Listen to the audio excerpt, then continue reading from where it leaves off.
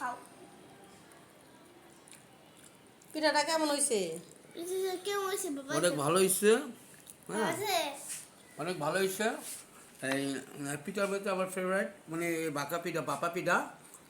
সবার থেকে ভাপা পিঠা। বাপা পিঠাটা আমার অনেক পছন্দ।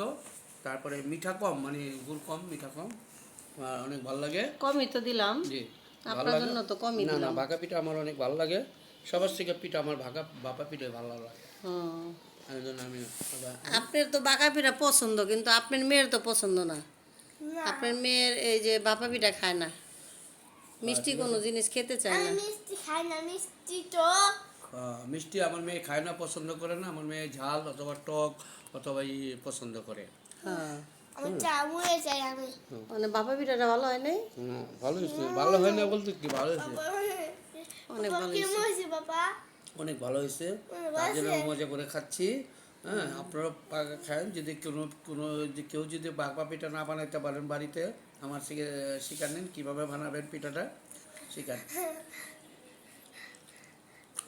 বাবা পিঠা পোলাও গুড়ি চারে আপনার তো রান্নার বাবুর্চি, আপনি কি বাপা পিঠার বাবুর্চি? বাবা পিঠা আমি জানি।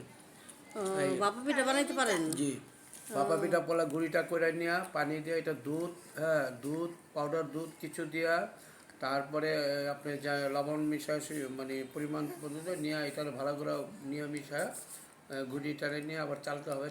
চালার পরে তারপরে যে পিঠা বাটিতে যেটা পেতে বানান দিয়ে নারকেল গুড় দিয়ে এটা বানাইতে হবে।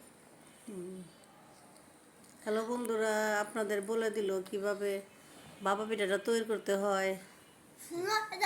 রান্নার বাবুর্চি বলতে কি, পিঠারও বাবুর্চি, পিঠাও বানাইতে পারে সুন্দর করে। সাবস্ক্রাইব করে দাও। সাবস্ক্রাইব করো।